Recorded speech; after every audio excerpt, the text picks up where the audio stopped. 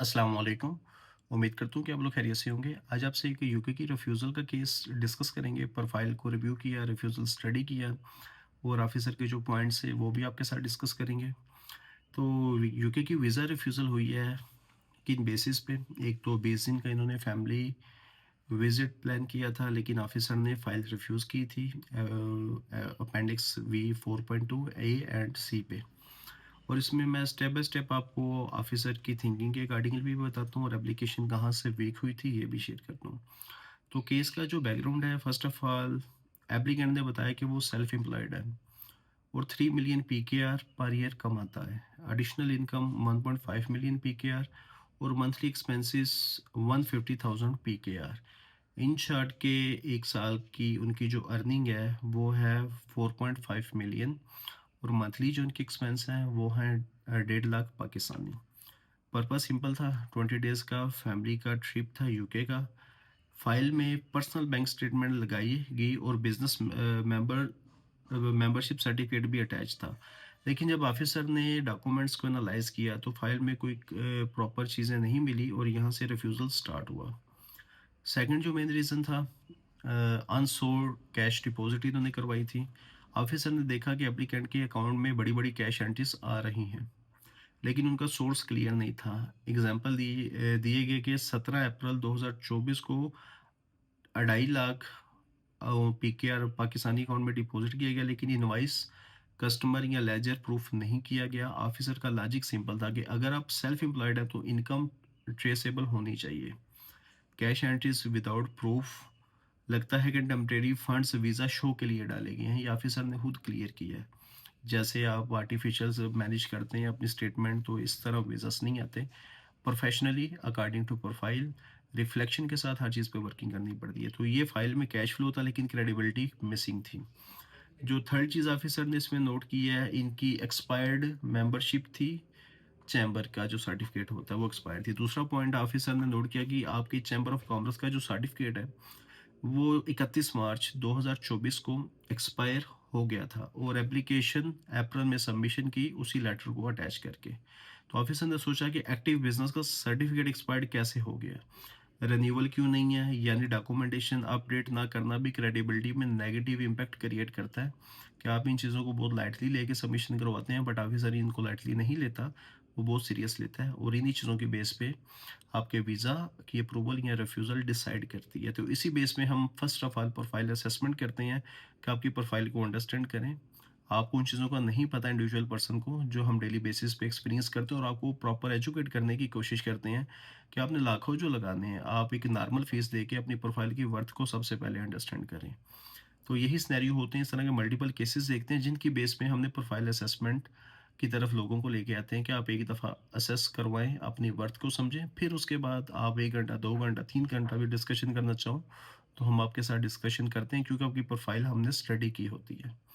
और इसके अलावा जो ऑफिसर का 4th पॉइंट था, फाइनेंशियल पे एंड इंटेंट जो डब्ट था। ऑफिसर ने देखा कि डिक्लेयर इनकम और बैंक पैटर्न मैच ही नहीं करता। ट्रांज़ैक्शन इनकंसिस्टेंट थी। पर्पस भी जेनेरिक, सिर्फ फैमिली विजिट था, कोई उसमें डिटेल प्रोवाइड नहीं की गई थी। रिजल्ट जो था, ऑफिसर ने सोचा कि ये तो फंड्स फेक हैं या पर्पस जेन्युइन नहीं है, इसलिए लिखा कि I am not satisfied that you accurately declared your financial circumstances and are a genuine visitor. और जो इसका फिफ्थ पॉइंट देखा जाए तो यूके वालों ने फिर इनका वीज़ा इन 3 पिलर को चेक करते हुए रिफ्यूज़ किया। एप्लीकेशन की फाइनेंशियल क्रेडिबिलिटी, पर्पस की क्लैरिटी, रिटर्न का जो इंटेंट है। जब भी ये 3 अनकंसिस्टेंट लगते हैं, डिसीजन ऑटोमेटिकली रिफ्यूज़ल में कन्वर्ट होता है। तो प्रोफाइल की असेसमेंट की, काफ़ी चीज़ें इन्हें शेयर भी की। अभी ने प्रॉपर रोड मैप भी दिया कि how to fix before reapply. अगर आप अपने बिज़नेस अकाउंट को क्लीन रखोगे, आपके जो बिज़नेस अकाउंट के फंड्स हैं उनके प्रूफ दोगे, तो डेफ़िनेटली ऑफ़िसर इसको पॉज़िटिव कंसीडर करेगा। आपने जो भी बिज़नेस के अकॉर्डिंगली डॉक्यूमेंटेशन, रिकॉर्ड प्रूफ या आईटीआर प्रोवाइड करनी है, वो भी मैनेज करके दें। अपने बिज़नेस के डॉक्यूमेंटेशन को रिन्यूअल करें। हर चीज़ अप टू डेट होनी चाहिए। कैश डिपॉज़िट कम करें और एक्सपेंस तो आप बता रहे हैं, बट फिर भी ऑफ़िसर ने नोटिस कर लिया कि आपकी 45 लाख एनुअल इनकम होने से भी वीज़ा नहीं मिला। रीज़न क्या था? पर्पस क्लियर, सोर्स क्लियर नहीं था। बैंक में वो चीज़ें ऑफ़िसर को नहीं मिली जो हम सबको बताते हैं कि बैंक का ब्रेकडाउन स्टेटमेंट का एनालाइज़ कैसे करना है, अपने फंड्स को कैसे प्रूव करना है, पॉज़िटिव है या नेगेटिव है, वो ओपनिंग क्लोजिंग वाला से एक डिफरेंट सिनेरियो है। आपके बैंक स्टेटमेंट का बिहेवियर क्या चल रहा है, इन चीज़ों में हम बातें करते हैं और वो भी ऑफ़िसर की रिफ्यूज़ल के अकॉर्डिंगली करते हैं, अपनी साइड से कोई बात नहीं करते। तो ये सारी इनकी डॉक्यूमेंटेशन कवर लेटर में अगेन ये बनाएँगे, ये सारी चीज़ें अच्छे से जस्टिफ़ाई करेंगे, सोर्स अच्छे से क्रिएट करेंगे, फैमिली टाइज़ को अच्छे से प्रोवाइड करेंगे, अपना ट्रिप प्रॉपर रियलिस्टिक बना के देंगे तो डेफ़िनिटली ऑफ़िसर इस चीज़ को ऑन करता है, वो डेफ़िनिटली वीज़ा देने बैठा है। जब आपकी चीज़ें ठीक है तो वीज़ा आता है, चीज़ें ही मैनेज नहीं है, एलिजिबिलिटी का ही नहीं पता तो फिर रिफ्यूज़ल ही आपको आनी है। तो इसमें जो सिनेरियो है, यूके वीज़ा में कैश बैलेंस से ज़्यादा क्रेडिबिलिटी या फंड मैटर करता है, बैलेंस ज़्यादा होना मैटर नहीं करता। हर डिपॉज़िट का जो सोर्स है, वो आपको प्रोवाइड करना चाहिए, छोटा है, बड़ा है। देंगे तो आपके बिज़नेस की एलिजिबिलिटी अच्छी है, वीज़ा आपको मिलना है, तो डेफ़िनिटली वो आपको ही मिलेगा। तो हम जस्ट गाइड करते हैं according to documentation, your profile, your refusal letter, आपकी प्रोफाइल के सर्कमस्टेंस, हम सारी बातें इन्हीं के बेसिस पे करते हैं। तो इंशाल्लाह मिलते हैं आपसे नेक्स्ट वीडियो में एक नए टॉपिक के साथ। वो रिफ्यूज़ल मोस्टली आजकल हम प्रोफाइल असेसमेंट ही कर रहे हैं, तो ज़्यादातर कंटेंट भी हम इसी पे बना रहे हैं।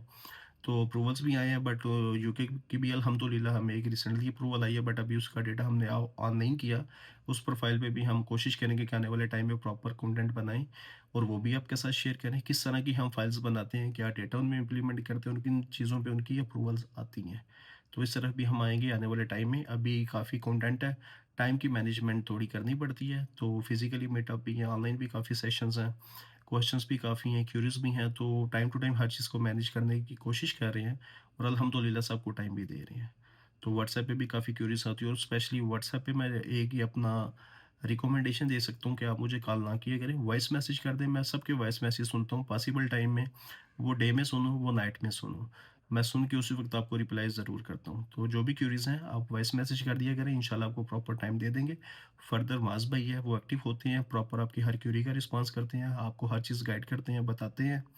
तो सारी चीज़ें मैनेज करना बहुत ज़रूरी है, क्योंकि हमारे पास जितने भी लोग आते हैं डेफ़िनेटली हम पे ट्रस्ट करते हैं, हमारी ये प्रॉपर वीडियोज़ को देखते हैं, अपने जो भी क्वेश्चंस हैं रेज़ करते हैं, तो ये हमारा भी राइट है, हम उन सबको प्रॉपर्ली मैनेज करें, सबको प्रॉपर्ली टाइम दें। तो आप भी इस चीज़ का थोड़ा-सा ख़्याल करें। कॉलिंग से बेहतर है कि आप व्हाट्सएप पे मैसेज कर दें या प्रोफ़ाइल असेसमेंट करके आप ऑफ़िस विज़िट कर सकते हैं, और अल्हम्दुलिल्लाह जो विज़िट्स करते हैं, हम प्रॉपर उन्हें भी टाइम देते हैं, क्योंकि टाइम इम्पोर्टेंट है और ये हर एक को देना पड़ता है, हर एक के साथ मैनेजमेंट होती है, हर एक के साथ ज़ुबान होती है। तो जिसके साथ कमिटमेंट है उसे हम अल्हम्दुलिल्लाह हम ज़रूर पूरा करते हैं। क्योंकि काफ़ी भाइयों के शिकवे गिले होते हैं कि कॉल्स नहीं उठाते, पिक नहीं करते, तो डेफ़िनिटली वो पॉसिबिलिटी बनती नहीं है। जब भी बनती है वॉइस मैसेज पे बनती है, तो मैं वॉइस मैसेज पे हर एक को रिप्लाई करता हूँ। तो इंशाल्लाह मिलते हैं आपसे नेक्स्ट वीडियो में। अल्लाह हाफ़िज़।